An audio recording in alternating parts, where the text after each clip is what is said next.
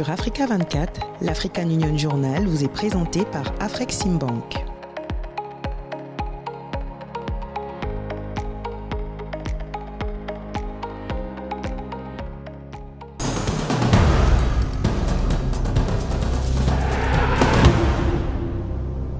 Vous avez une fois de plus honoré notre rendez-vous hebdomadaire. Madame, Monsieur, merci de nous rejoindre pour cette nouvelle édition de l'African Union Journal. L'accélération du processus d'intégration de l'Afrique est un objectif crucial pour le développement du continent. Cette intégration passe par des initiatives telles que la zone de libre-échange continentale ZLECAf, ainsi que par le renforcement de la coopération régionale et de la création d'infrastructures communes. Tout de suite, reportage et analyse à suivre pour décortiquer les plans d'action menés par l'UA à ce propos.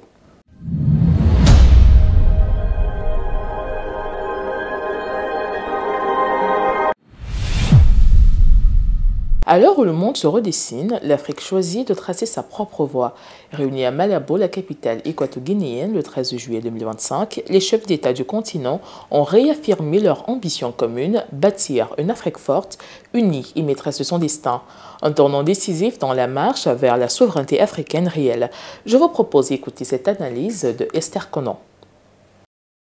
Lors de la 7e réunion de coordination de mi-année de l'Union africaine tenue le 13 juillet 2025 à Malabo en Guinée équatoriale, les chefs d'État et de gouvernement africains ont souligné avec force l'urgence de bâtir une Afrique profondément résiliente, audacieusement innovante et résolument souveraine. Cette vision stratégique vise à affirmer l'autonomie du continent et à le libérer de toute forme de dépendance ou d'ingérence extérieure dans un contexte mondial caractérisé par des transformations géopolitiques, économiques et sociales rapides et complexes. L'objectif est de permettre à l'Afrique de prendre pleinement son destin en main et de jouer un rôle de premier plan sur la scène internationale, en s'appuyant sur ses propres forces et ressources. L'Afrique se trouve au centre du monde en pleine mutation. Le Sud global se positionne. Les BRICS s'affirment chaque jour un peu plus comme un bloc cohérent. L'Europe navigue dans un contexte global qu'elle ne contrôle plus. L'Asie a pris son envol depuis longtemps. Dans cette configuration, notre continent doit trouver sa place avec force et détermination. Et ce d'abord à travers l'accélération de l'intégration. Les travaux ont mis l'accent sur l'intégration régionale, notamment via la ZLECAf, essentielle pour l'industrialisation de l'Afrique, le soutien aux PME et la résilience économique. L'objectif est d'augmenter le commerce intra-africain de 50% d'ici 2035, malgré les défis, barrières tarifaires, infrastructures, réglementations. La Commission réaffirme l'ambition d'une monnaie unique africaine à long terme pour la souveraineté monétaire. Su Excelencia João Manuel Gonçalves Lourenço, président de la République. Je crois que les signes positifs observés en matière de stimulation du commerce interafricain dès les premières phases de mise en œuvre de la zone de libre-échange continentale africaine nous encouragent à renforcer, ensemble et individuellement, nos efforts vers un avenir promoteur pour l'économie de notre continent. Excelentísimos señores jefes de delegaciones de los Estados miembros de la Unión Africana.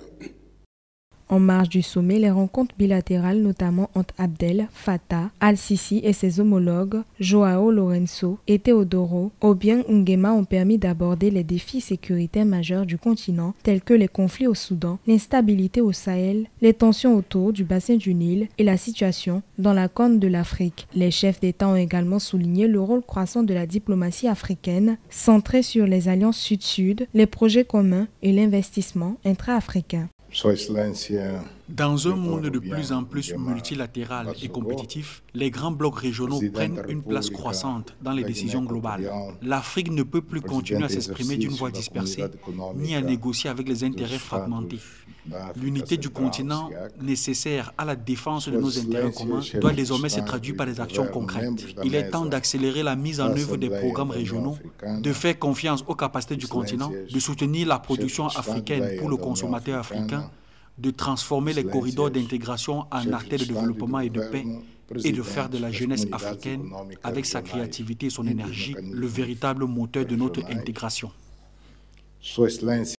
Cette 7e réunion marque le passage d'un panafricanisme de principe à un panafricanisme d'action fondé sur la stabilité, l'intégration et le développement, misant sur la volonté politique, la solidarité régionale et le capital humain. L'Afrique s'est engagée dans plusieurs initiatives d'intégration économique et politique, couvrant la promotion du commerce intra-régional comme la mise en œuvre de la zone de libre-échange continentale africaine (ZLECAf), alors que l'intégration monétaire et financière reste timorée. Pour changer cette situation, le Parlement panafricain invite les dirigeants africains à renforcer les politiques publiques pour permettre aux populations de faire entendre leur voix et de participer au développement du continent. Plus de précisions avec Catherine Gambey. En Afrique du Sud, le Parlement panafricain tire la sonnette d'alarme. Le président de l'institution, Fortune Charoumbira, a pris la parole le 21 juillet dernier lors de la 5e session ordinaire de la 6e législature. Il a dénoncé la progression rapide du terrorisme et de l'extrémisme violent à travers le continent, des fléaux qui, selon lui, aggravent la pauvreté et freinent le développement. Pour le dirigeant, il est urgent que les peuples africains s'impliquent davantage dans la construction de l'Afrique face à des menaces de plus en plus complexes. Nous sommes réunis ici pour améliorer la qualité de vie des citoyens de notre continent. Et vous le savez, nous sommes confrontés à pas mal d'enjeux. Oui, des enjeux énormes. De nombreux enjeux. Les citoyens de nos pays respectifs nous ont confié la mission de nous pencher sur ces problèmes et nous assurer que nous sommes engagés. Étant une plateforme pour les citoyens du continent, nous espérons qu'à travers lui, nous allons faire avancer notre agenda avec toute l'énergie possible en nous et nous assurer que nous sommes les représentants de l'Afrique et que nous la représentons très bien. Fortune Charoumbira est également revenu sur le protocole de Malabo, adopté en 2014, censé transformer le Parlement panafricain en une véritable institution législative. Ce texte vise à lui conférer des pouvoirs accrus et à renforcer la représentativité des peuples africains. Mais 11 ans plus tard, le constat est amer. Peu d'États membres l'ont ratifié et les avancées concrètes restent limitées. Les ambitions d'un Parlement pleinement opérationnel peinent encore à se matérialiser. Nous sommes également très sensibles à la solidarité du Parlement panafricain vis-à-vis du peuple frère d'Afrique du Sud dans le contexte géopolitique actuel et vu la situation économique due à l'imposition des tarifs douaniers sur l'Afrique du Sud et sur d'autres pays africains. Et il s'agit donc d'initiatives menées par les États-Unis d'Amérique qui veulent poursuivre cette politique absolue de domination au lieu de mettre l'accent sur des objectifs de collaboration. Nous voulons donc par conséquent vous rassurer que nous userons de notre présence sur plusieurs forats. Pour relancer la dynamique, des spécialistes recommandent une campagne de sensibilisation ciblée. Elle impliquerait les gouvernements, médias, secteurs privés, mais aussi les acteurs financiers comme les banques centrales ou les communautés économiques régionales.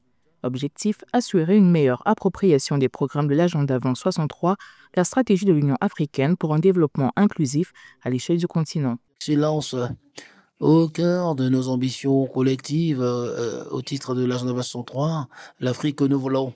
Ce cadre exhaustif avec le plan de mise en œuvre décennal est ici un canevas pour avoir une Afrique prospère et pacifique, dirigée par ses propres citoyens, représentant une force dynamique dans l'arène internationale. Au-delà des discours, Fortune Charoumbira estime que la participation des citoyens est essentielle pour faire avancer les projets phares du continent. Parmi eux, le réseau de trains à grande vitesse, le barrage de Grand Inga, le marché unique du transport aérien ou encore le Grand Musée africain. Pour réaliser le rêve d'une Afrique intégrée, pacifique et dirigée par ses propres citoyens, le président du pape lance un appel. Tous doivent être sur le pont.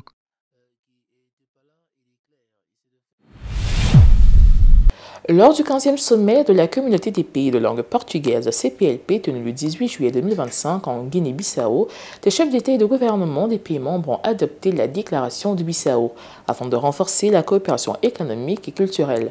Cette déclaration traduit la volonté commune des membres de la CPLP de promouvoir la solidarité, la diplomatie multilatérale et la sécurité collective en misant sur les liens culturels et linguistiques forts qui les unissent.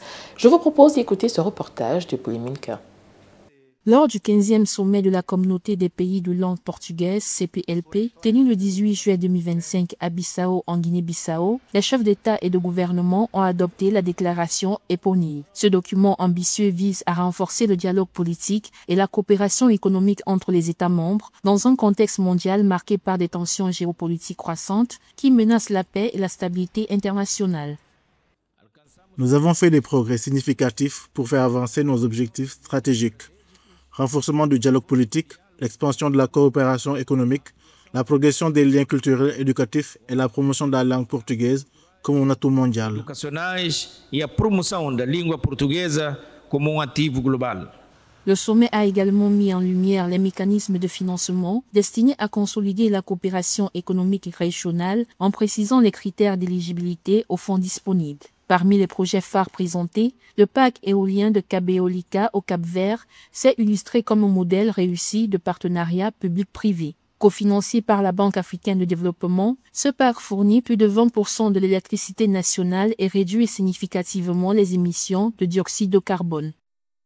Je renouvelle l'engagement du Sénégal pour une question existentielle. Mais ma présence ici témoigne aussi de notre volonté de poursuivre la collaboration avec votre organisation en qualité de membre observateur pour bâtir un partenariat plus solidaire et mutuellement bénéfique. La souveraineté alimentaire a été placée au cœur des priorités de la CPLP. Malgré ses ressources naturelles, l'agriculture en Guinée-Bissau ne représente que 25% du produit intérieur brut et emploie près de 80% de la population active. De même, le PIB provenant de l'agriculture en Angola a atteint 10% ou s'établit à 45 306,80 millions de kwanza au premier trimestre de 2025. Que a promoção da soberania alimentar dos Estados-membros. La souveraineté alimentaire des États membres, peuples, ainsi que la sécurité alimentaire et nutritionnelle, aujourd'hui et à l'avenir, doivent rester des priorités à l'ordre du jour de l'agenda international de la CPLP, comme moyen d'assurer la promesse collective de justice sociale, de dignité humaine et de durabilité planétaire. Et de sustentabilidade planetária.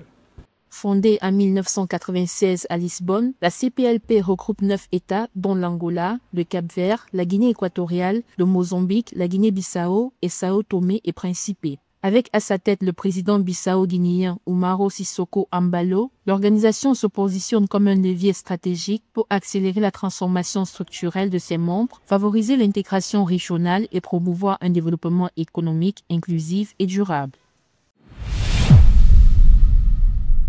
L'actu de nos régions signée cette semaine par Paul-Marcel Mayagui revient sur l'Afrique qui mise sur la donnée pour transformer son éducation.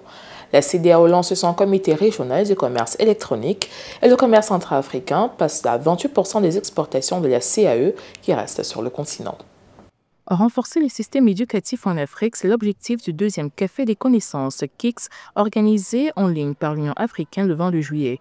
Des experts de plus de 15 pays ont échangé sur les défis des systèmes d'information éducative, manque de ressources, faible exploitation des données, infrastructures limitées.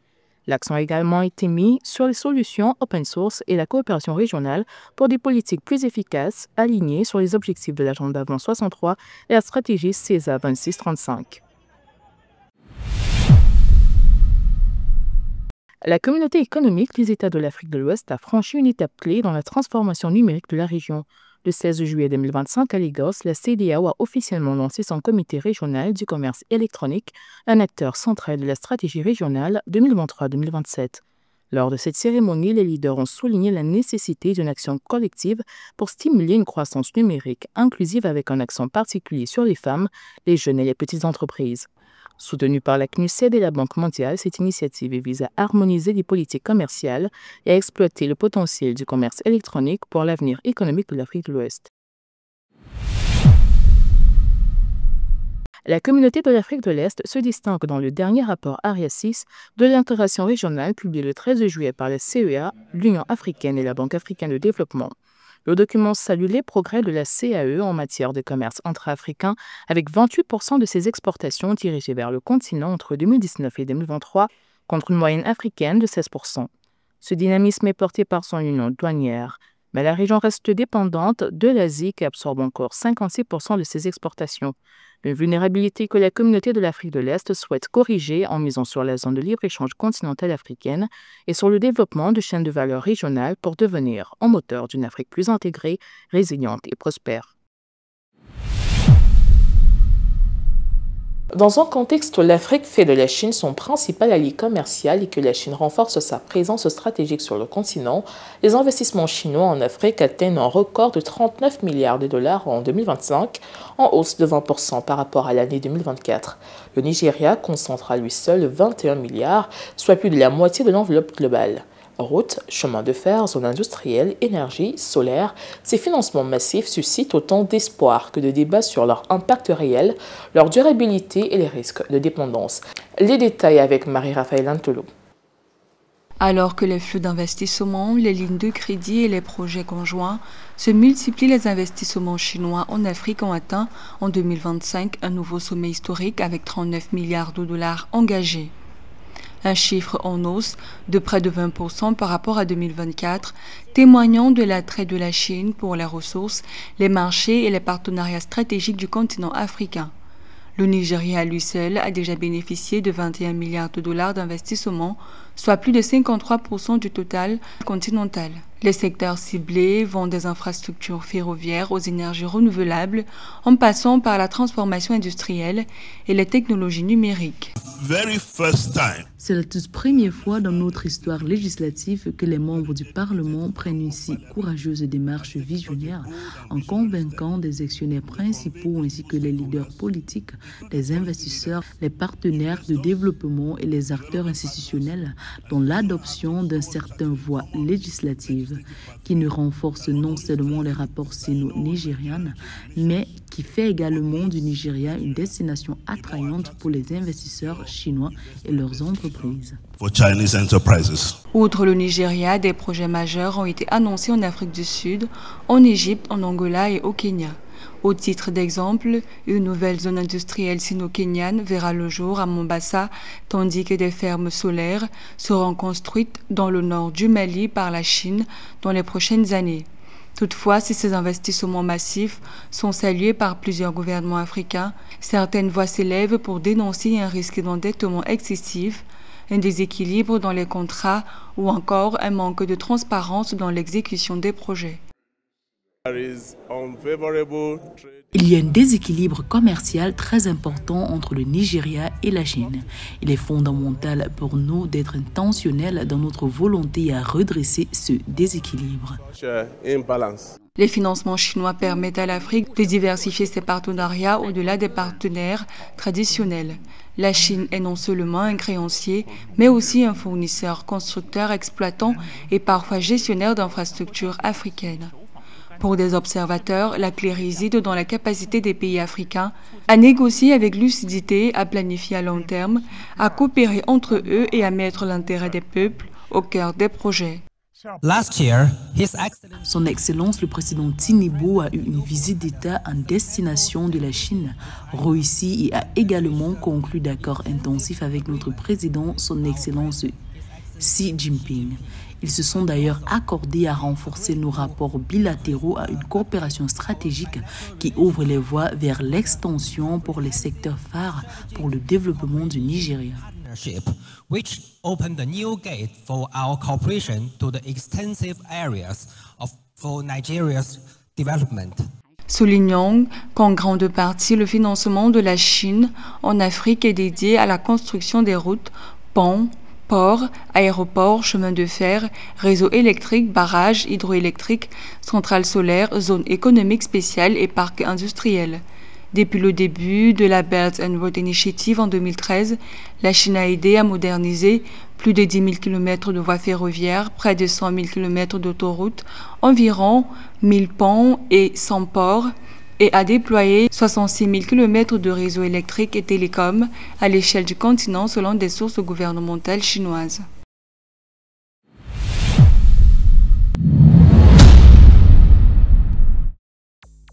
Du 3 au 18 août 2025, Antananarivo sera le centre de la diplomatie régionale en accueillant le 45e sommet des chefs d'État et de gouvernement de la communauté de développement de l'Afrique australe SADC. Cet événement marquera un moment historique avec Madagascar, prenant la présidence tournante de la SADC pour la première fois depuis son adhésion en 2005. Le thème du sommet, promouvoir l'industrialisation, la transformation agricole et la transition énergétique, mettra en lumière les priorités économiques et environnementales de la région. Ce rendez-vous diplomatique réunira les dirigeants de 16 pays pour discuter des enjeux de l'intégration régionale et de la résilience face aux crises mondiales. Du 16 au 19 septembre 2025, le siège de la Commission de l'Union africaine à Addis Ababa en Éthiopie sera le théâtre du 5e congrès et exposition panafricaine sur la pré-récolte. Cet événement majeur rassemblera décideurs, industriels, chercheurs et acteurs du secteur agricole autour des enjeux critiques de la gestion post-récolte et de la sécurité alimentaire. Organisé comme une vitrine des innovations du continent, le congrès offre aux entreprises et organisations l'opportunité de présenter leurs produits, technologies et services à un public stratégique venu d'Afrique et d'ailleurs. Les 23 et 24 octobre 2025, chefs d'État, investisseurs et institutions de développement se retrouveront en Angola pour débloquer des financements majeurs en faveur des routes, réseaux électriques, ports et infrastructures numériques du continent. À l'initiative de l'Union africaine et sous l'impulsion du président João Lourenço, l'événement ambitionne de répondre à un déficit estimé à plus de 100 milliards de dollars par an. Le sommet vise à débloquer les financements nécessaires pour bâtir un marché unique de l'électricité d'ici 2040 à travers des initiatives comme le PIDA et le CMP.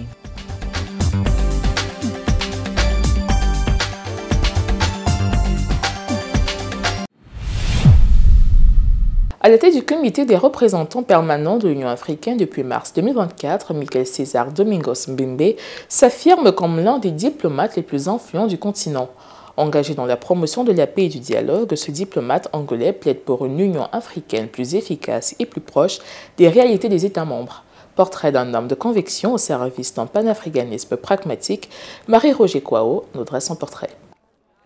Dans un contexte marqué par des enjeux sécuritaires, économiques et sociaux d'une ampleur inédite sur le continent africain, le comité des représentants permanents de l'Union africaine, COREP, joue un rôle stratégique. Son président, Miguel César Domingos Mbembe, s'impose comme une figure centrale de la diplomatie africaine. Nommé en mars 2024, il œuvre à renforcer le rôle stratégique de l'UA dans la promotion de la paix, de la sécurité et du développement à l'échelle continentale. Fort de son expérience diplomatique et universitaire, Miguel Mbembe défend une vision panafricaniste où la coopération et le dialogue se placent au cœur des priorités. La pertinence du Parlement panafricain va au-delà de son rôle institutionnel. Elle réside dans sa capacité à donner une voix, à faire écho au silence de l'histoire et à exprimer les aspirations d'un continent qui aspire à plus de justice, de démocratie et de représentation plurielle. Diplomate chevronné, titulaire d'un doctorat en sciences sociales et professeur associé à l'université Agostinho Neto, Miguel Mbembe s'est illustré dans la médiation de crises complexes. En tant que représentant de l'Angola auprès de l'UA et de la CEA-ONU, il s'est engagé sur des dossiers sensibles tels que la transition politique au Gabon et les tensions persistantes au Soudan et en RDC. Sa présidence du comité des représentants permanents marque une volonté affirmée de moderniser l'institution et de renforcer sa proximité avec les peuples africains. Il est temps de réaffirmer notre engagement en faveur d'un avenir fondé sur la mémoire, la dignité, la réparation et la réconciliation, votre honneur. Cette question nous impose également un impératif moral et politique.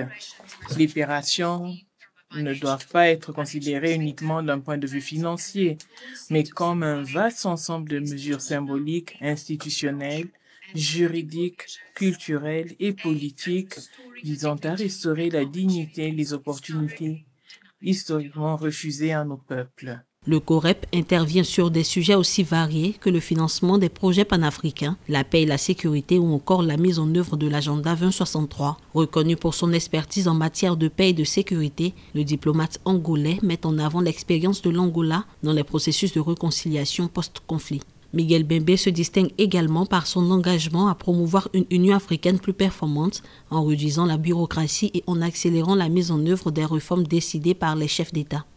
Il est essentiel de donner à cette institution tous les moyens l'autonomie et la légitimité dont elle a les besoins pour remplir son mandat avec fermeté, transparence et impact durable. Leader de ce comité qui assure la coordination quotidienne entre les capitales africaines et la commission de l'UA, Miguel Bembe incarne un leadership pragmatique et visionnaire au service d'une Union africaine ambitieuse tournée vers l'avenir.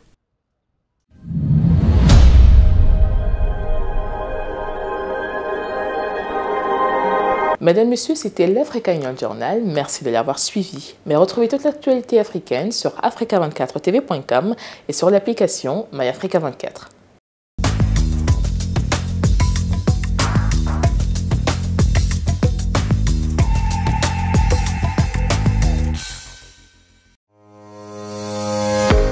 Sur Africa 24, l'African Union Journal vous est présenté par Afreximbank.